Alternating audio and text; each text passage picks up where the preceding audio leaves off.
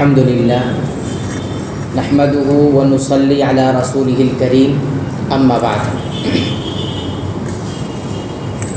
صحابی رسول ابو ہریرہ رضی اللہ تعالیٰ عنہ روایت کرتے ہیں، فرماتے ہیں کہ نبی کریم صلی اللہ علیہ وسلم دعا کرتے ہوئے فرماتے تھے، اللہم انی اعوذ بک من عذاب القبر ومن عذاب النار ومن فتنة المحیا والممات ومن فتنة المسیح الدجال، یعنی اے اللہ میں تیری پناہ مانگتا ہوں قبر کے عذاب سے، دوزخ کے عذاب سے یعنی جہنم کے عذاب سے، زندگی اور موت کی آزمائش سے، اور مسیح دجال کے فتنے سے۔ صحیح مسلم کی ایک حدیث میں یہ الفاظ ہیں کہ جب تم میں سے کوئی شخص نماز میں آخری تشہد مکمل کر لے تو اسے چاہیے کہ سلام پھیرنے سے پہلے ان 4 چیزوں سے اللہ کی پناہ مانگے۔ آخری تشہد میں تشہد پڑھ لینے کے بعد اور درود پڑھ لینے کے بعد سلام پھیرنے سے پہلے ان 4 چیزوں سے اللہ کی پناہ مانگے۔ نمبر 1 جہنم کے عذاب سے، نمبر 2 قبر کے عذاب سے، نمبر 3 زندگی اور موت کی آزمائش سے، اور نمبر 4 مسیح دجال کے شر سے، برائی سے، دجال کے فتنے سے۔ نبی کریم صلی اللہ علیہ وسلم نماز کی آخری تشہد کے بعد سلام سے پہلے اللہ سے 4 چیزوں سے پناہ مانگتے تھے، اور ہمیں بھی اس بات کی تلقین کی اور نصیحت کی کہ 4 چیزوں سے اللہ تعالیٰ کی پناہ مانگی جائے۔ پہلی چیز کیا ہے؟ قبر کے عذاب سے بچاؤ۔ قبر میں عذاب ہوگا، اس سے بچاؤ کی، حفاظت کی دعا کرنی چاہیے۔ نمبر 2 قیامت کے دن دوزخ کے عذاب سے نجات مانگی جائے۔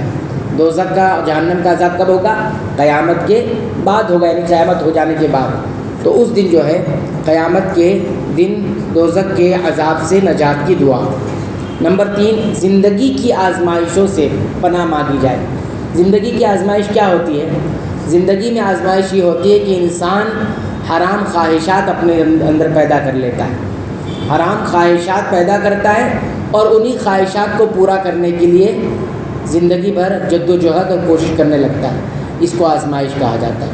خواہشات جائز بھی ہوتی ہیں اور ناجائز بھی ہوتی ہے، حرام بھی ہوتی ہے۔ تو ناجائز اور حرام خواہشات کا پیدا کر لینا اور اس میں پڑ جانا، یہ زندگی کی آزمائش ہے۔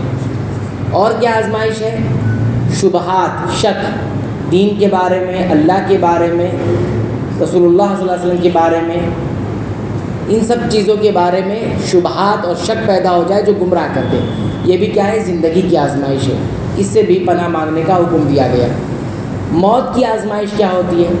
موت کی آزمائش یہ ہوتی ہے کہ آخری وقت میں موت جب آئے تو انسان دین سے ہٹ جائے، یہ کہیں آزمائش نہ ہو جائے، آخری وقت میں دین سے ہٹ نہ جائے، یا پھر قبر کے سوالات میں انسان اپنے آپ کو ناکام کر لے، یعنی سوالات کا جواب صحیح طریقے سے نہ دے پائے، یہ۔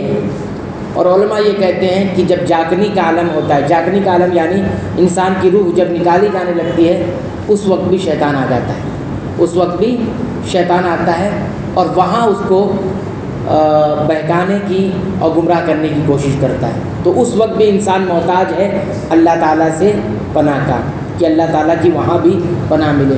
امام احمد بن حنبل رحمہ اللہ کے بارے میں آتا ہے، جب وہ بیمار پڑ گئے، ایک دم آخری وقت آ گیا، تو لوگوں نے ان کے کمرے سے آواز سنی، اور وہ کیا کہہ رہے تھے؟ وہ کہہ رہے تھے دور چلے جا مجھ سے، دور چلے جا مجھ سے۔ جب لوگ وہاں گئے، ان سے پوچھے کہ آپ یہ کن سے بات کر رہے تھے، کس سے کہہ رہے تھے؟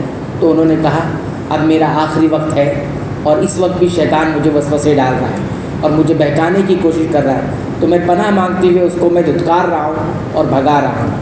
تو انسان زندگی بھر اللہ سے پناہ مانگے ہی، لیکن آخری وقت میں مزید اللہ سے پناہ مانگے کہ زندگی کا سفر تو آسانی سے نکل گیا، بچتے ہوئے نکل گیا، لیکن آخری وقت میں بھی جو ہے میں کہیں بہک نہ جاؤں اور کہیں میں فتنے میں نہ پڑ جاؤں اور میں اپنے دین کو کھو نہ دوں، لہذا اس سے پناہ مانگنی چاہیے۔ بہت سارے لوگوں کو دیکھا گیا اس طرح کہ زندگی بھر صحیح عقیدے پر رہے اور آخری وقت میں انہوں نے کفر والا یا شرک والا کلمہ کہہ کر دنیا سے گئے۔ ہمارے یہاں ہمارے علاقے کا ایک واقعہ ہے، ایک بھائی کو بہت اچھی طریقے سے ہم لوگوں نے سمجھایا بجھایا اور ان کو عقیدے توحید پر لایا، لیکن جب اس کا آخری وقت آیا اور قریب تھا تو سب لوگ اس کو ملنے کے لیے کھڑے تھے اور اس کے رشتہ دار بھی اس کے پاس کھڑے ہوئے تھے۔ اور پھر اس کے بعد اس کو رشتہ داروں نے اس کو کہا کہ آخری وقت میں یہ کہو، یعنی وہ شرکیہ کلمہ اس سے کہلوا رہے تھے، زندگی پر اللہ سے مانتا رہا اور آخری وقت میں اس سے کہا کہ اگر یہ نہیں کہو گے نجات نہیں پا سکتے تم، وہ جب آخری وقت میں شرک کہتے ہوئے چلا گیا دنیا سے، شرک کے کلمہ کہتے ہوئے، یعنی کسی اور کو پکار کے وہ چلا گیا۔ آپ سوچئے کتنی بڑی آزمائش ہے۔ تو یہ جو دعا سکھائی گئی ہے اسے مانگنا چاہیے، وَمِن فِتْنَةِ الْمَحْيَا وَالْمَمَاتِ۔